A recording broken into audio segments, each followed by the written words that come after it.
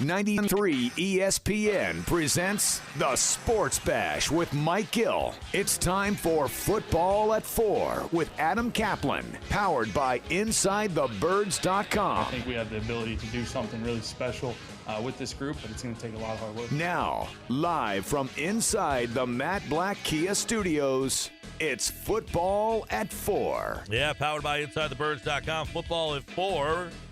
Adam Caplan is our guest today. We got a lot to dive into as news around the NFL and the Eagles. Minicamps possible. Training camp. When is the next time we will see the Eagles at the NovaCare Complex? We got an update on that and more. We'll bring in Adam Caplan, InsideTheBirds.com, here on the Boardwalk Honda Hotline. Welcome back, Adam. How are you?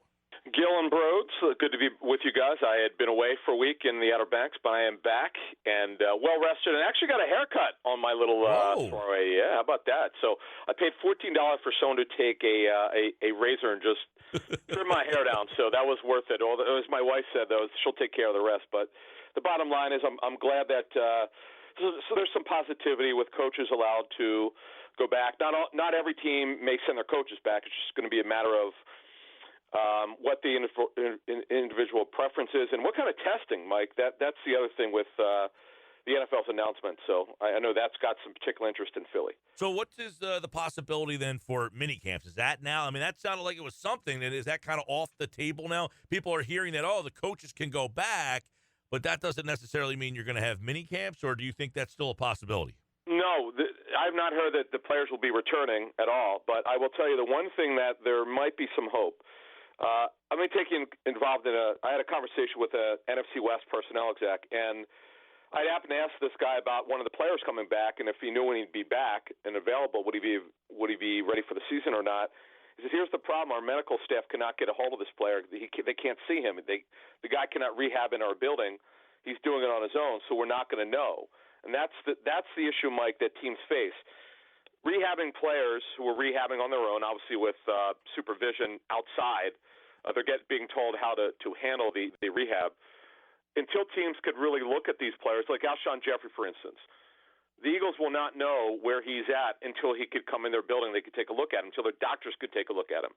That is the problem now facing NFL teams, that they cannot get a real ballpark idea of when players will be able to return.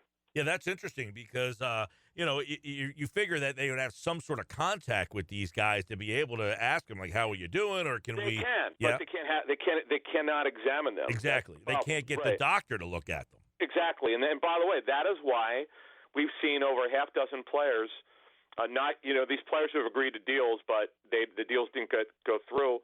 It's almost all of them is that the team doctor was not able to examine the player, and they were not comfortable with the neutral doctor, and that's this is a problem, and hopefully that'll stop here.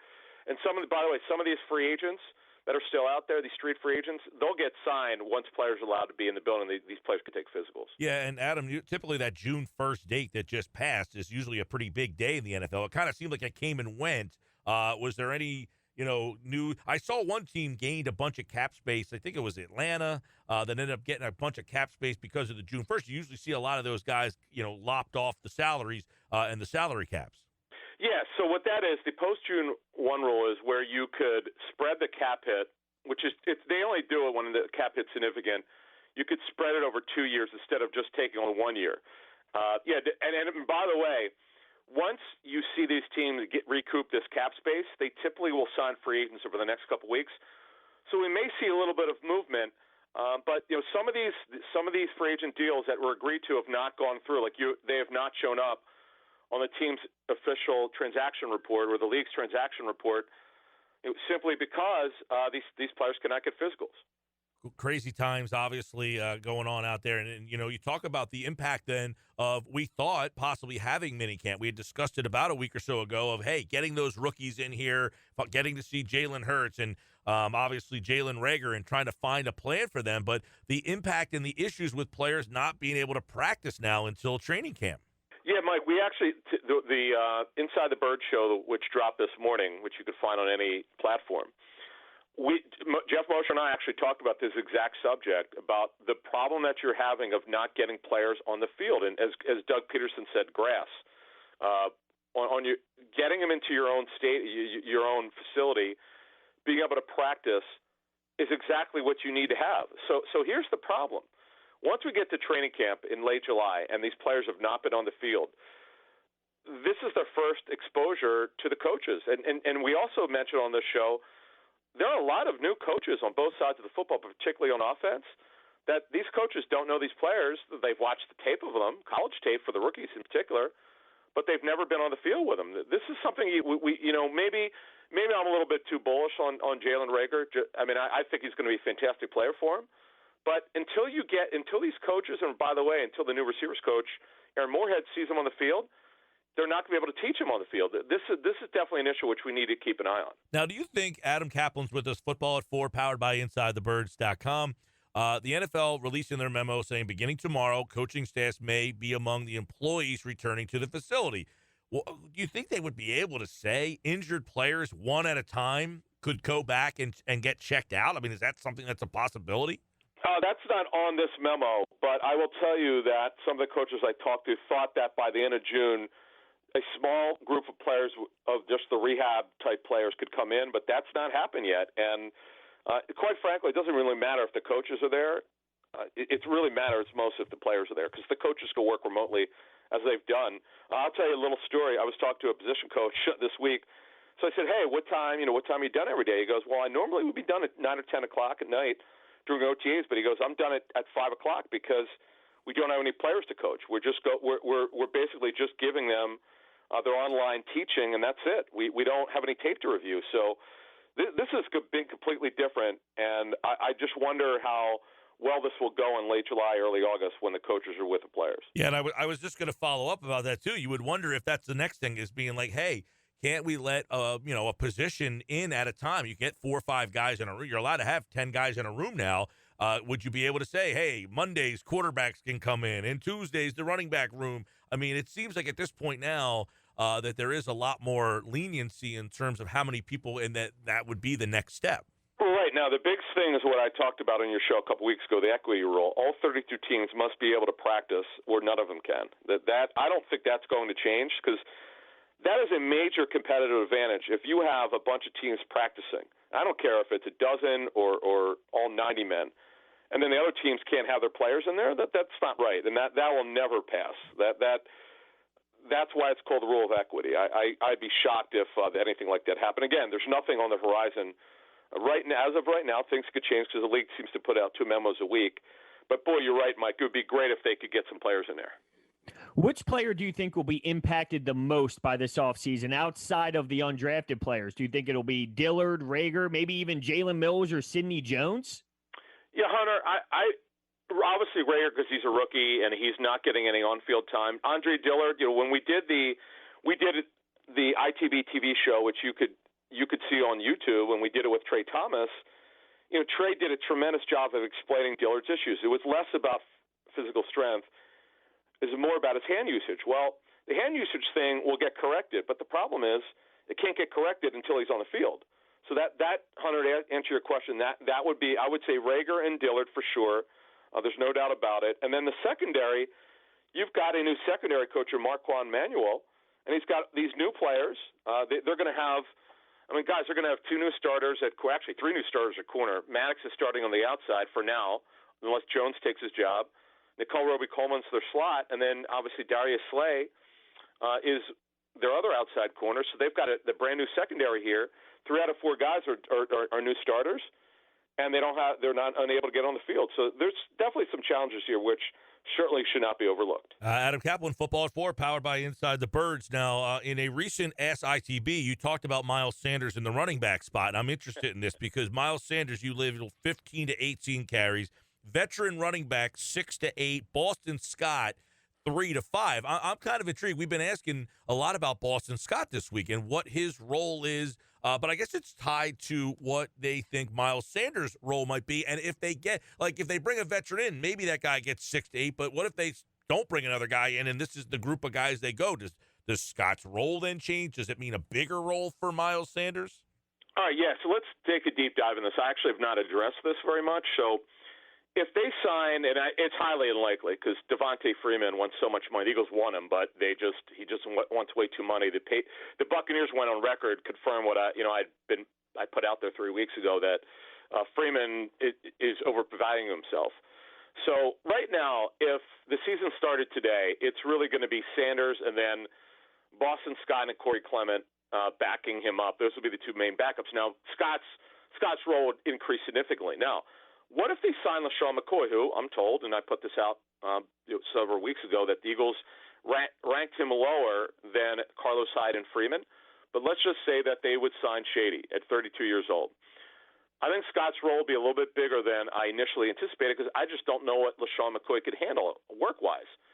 So I think you could probably raise that to 5 to 7 touches. They do love Boston Scott, but he's a certain type of running back. And Corey Clement, they know he's got great versatility, but he has a significant injury history. They really want, and I can't make this point enough, they really want to get a veteran in there because if Sanders does suffer an injury, he's the guy. No one's debating that in Overcare. He's special. They know that. If he gets hurt, what are they going to do? It's a real problem, and that's the dilemma they face because there's just not – after Shady, there's just not very much out there in the veteran free agent market. Adam, that's where it seems that the veteran guy has the most value is if Sanders got hurt. Otherwise, it's almost like – and, I mean, that's a big thing is if the guy gets hurt, you want a guy that you can count on because otherwise you're going with Boston Scott and Elijah Well, we keep not mentioning Corey Clement. Is he not in there – are they not excited about him? Is he just one of those names that they bring back because he's a warm body or because they trust him? No, they trust him in terms of his role. Jack of all trades, really good special teams player. Could handle third down if you need him to. He could pass protect. You could handle short yardage. You could have him in the red zone. They know by the roadmap of 2017, he basically did everything, and he was an incredible story. Now, talking to a couple team sources, they really want to take a look in training camp at Elijah Holyfield. They really had a draftable grade, a couple years ago, and obviously he was on Carolina's practice squad last season. They like his size. They think he runs better than his 40 time, but again, he's never played an NFL game. Neither is Michael Warner and Adrian Killen. So they don't have a lot of answers. They have a lot of questions behind Miles Sanders, and that is the issue going forward at running back. They can't just go in with a couple untested guys. They need someone who could handle volume behind Sanders if Sanders were to suffer an injury. The more I think about it, if Sanders does go down without signing the veteran running back, we've seen how he pull off moves in the middle of the year, like for Jay Ajayi before. So could they bank on something like that? I don't think they would trade for one. That would surprise me. Now, let's move this forward. Let's say they don't sign Shady McCoy, and they don't pick up a journeyman back right now, and they wait till August, and they don't like what's out there. Then yes, they could look to acquire someone sometime in August, but they want to kind of have an idea of who that guy's going to be behind Sanders because, look, it really worked out when they had – they're not going to have a committee this year, but in 2017 they did because they didn't have a featured back. It was Blunt. It was Ajayi, Hunter, obviously at the trade deadline. It was Clement who shocked the world, came out of nowhere as an undrafted free agent out of Wisconsin. That's kind of the way that they saw it in 17. But now it's really been, as one team source said to me, he goes, look, when we had Shady in 09, you saw how special he was. We think the same way about Miles Sanders. So I expect similar usage. It may not be 20 touches a game, but I think Mike and Hunter, it's going to be that 15 to 18 touch game range. That should be kind of what it is per game. When you asked yourself, what's Shady McCoy's workload, I thought to myself, well, what about Marquise Goodwin? What's his workload like? Because he's a guy who has had a ton of injury. I mean, how much stock and how much can you put on Marquise Goodwin? You know what's funny, though, Adam, too, and Hunter? We've been, talking to Jeff and Andrew this week. We've talked about how many guys they have and how they can spread the ball. And I don't even know that Goodwin's name has come up. I mean, you've got so many different guys. Like, how do you is he even guaranteed to make the team? Well, he should wind up being the backup to Deshaun Jackson. I need to find out how they're going to deploy Arcega-Whiteside and Goodwin. But I would think, because it just makes sense that he's a little bit younger than obviously Deshaun, actually 3 years younger, and he could flat out fly. He's a track star, but he has a significant injury history. So, you're not. They restructured his deal, so they actually cut it. They cut it down. He took a major pay cut. But the fact that matters with Goodwin, how many snaps could he handle? I mean, he basically is going to be their fourth or fifth receiver. But, man, I'll tell you what, I remember meeting him at training camp 3 years ago with the Niners. he felt he had a chip on his shoulder coming off from Buffalo because the Bills would not play him. Even when he'd play well, they just didn't believe in him. And he's a pretty good kid. He just has had some challenges with injuries, and he had some personal family stuff they had to attend to. But you're right, Mike. That's the guy who's got a lot of ability. He's yet another home run threat. But the problem is, like a lot of these guys, how much can you depend on them?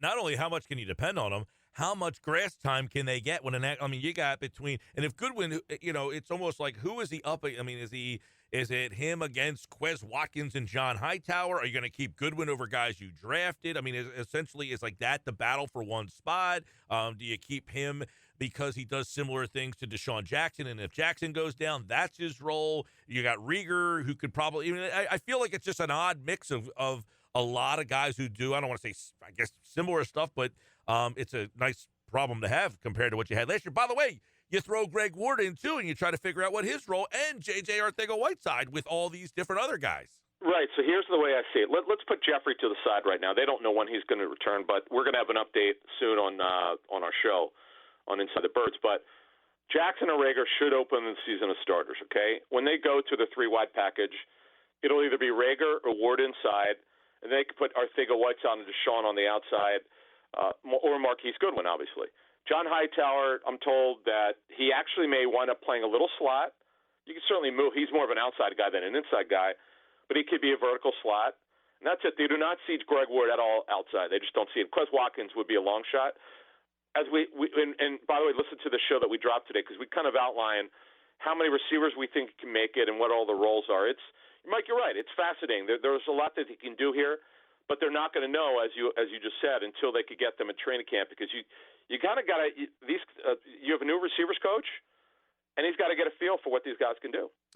All right, Adam Caplan, Football at 4, powered by Inside the Birds. We got so much, intriguing things. You also forget to throw in the two tight ends, Ertz and Goddard, right? I mean, and you would imagine, and this goes back to the wide receiver question, is do they continue with that 12 personnel to get Goddard back on the field, or does he lose playing time because they have other options now that they want to get on the field? Yeah, okay, so this is a good question. We actually did not go that far, although we said it's going to be primarily a 12 personnel team. So they have a chance to be what's called multiple. They don't have to go 12 personnel all the time. They certainly be well over 50% of 12 personnel, which means 2 receivers, 2 tight ends. But this year, if it all works out, meaning Jackson is relatively healthy, Rieger knows what he's doing, Arcega-Whiteside earns being on the field, and Marquise Goodwin can help them, they're going to, and obviously Greg Ward will play in the slot.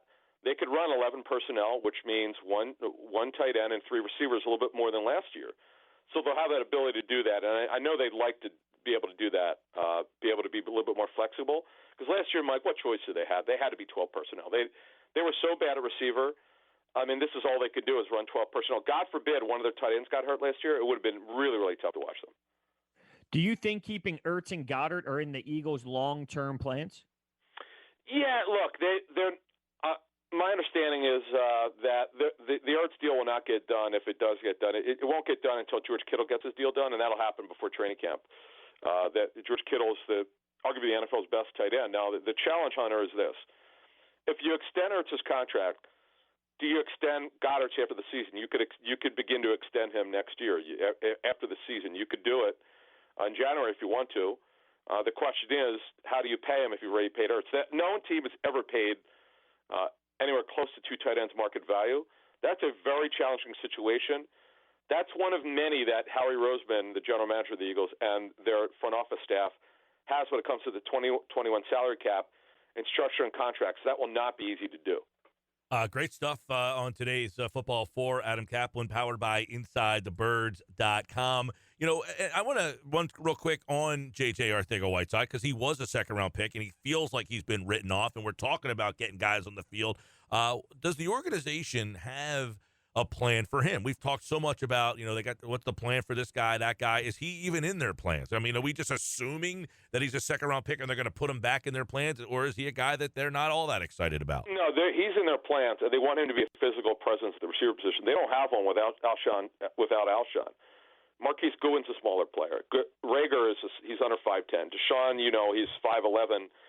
But although I will tell you, he's bulked up, about as bulked up as he's ever never going to be his. He's pretty well developed his body. He's got a really good personal trainer, but they don't have anyone who can go get the football from a physical presence without Jeffrey. So, yeah, that they want him to be that guy, Mike, to answer your question. But the question is, if he does earn that role, how many snaps is that? Does that give you?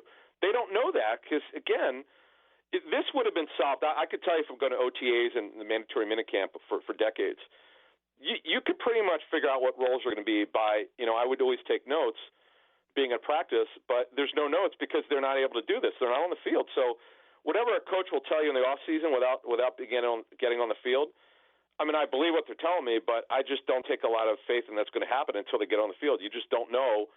They can't evaluate them until they get out there. One thing I think is interesting is what happens if J.J. Arcega-Whiteside is actually having a great bounce-back year and he's doing well, and then Alshon Jeffrey returns, and now you got to find a way to get both of them on the field in the same spot. Yeah, Hunter, that's a great problem to have, if he's ready. If he could help them. The issue is he'll be on PUP to start training camp. The issue for Jeffrey is will he be on PUP to start the regular season? That's called reserve PUP, which means you miss 6 weeks. So they're going to have a decision to make, and the question because it's a 9 to 12 month rehab, and I know you guys had Malik Jackson on, I think in April, if I'm not mistaken, and I think Malik told you, Mike, that he just got fitted for shoes. If I remember exactly what he told you. So remember, his surgery was in September. Yeah. And you're talking about 7 months later that he's just going to start to run. That puts Alshon basically on pace to be maybe potentially ready sometime in September, but they're not going to get in. Remember, by the way, they can't take a look at him until he can get into the facility. Right. I would imagine that Carson Wentz is excited about what we're talking about. I mean, if he was listening in on this, he's probably smiling like, yeah, you're right. I do have a lot of options. Now, how do I keep them all happy? You know what? I want to bring up one thing. Speaking of Wentz, now he didn't have help in the final quarter of the season. Jeff and I, particularly myself, I was very critical of Carson for not trusting his pass targets. You could tell. My sources told me that you could tell with the guys that he was working with, the guys like Deontay Burnett, Shelton Gibson, Robert Davis, guys who shouldn't have been on the field. He was not trusting them initially, and then at some point, something happened where he almost threw caution in the wind and said, "You know what? I just got to get the job done. We're not getting the playoffs unless I trust these guys." And he wound up trusting them, and they started making plays for him. And that not a ton of them, but enough where you go, okay, these guys at least they're doing something. And that's a credit to Carson because it's tough sometimes when you work with guys who probably aren't good enough. But Carson got the job done. I do give him that credit. It should be fun. Hopefully, we do get the training camp and it's not delayed. What is the actual start area for training? We usually like late mid-July-ish. Usually around the 25th. Usually around like the 23rd. The rookies come in and then the veterans come in. Sometimes a couple days later. It just depends.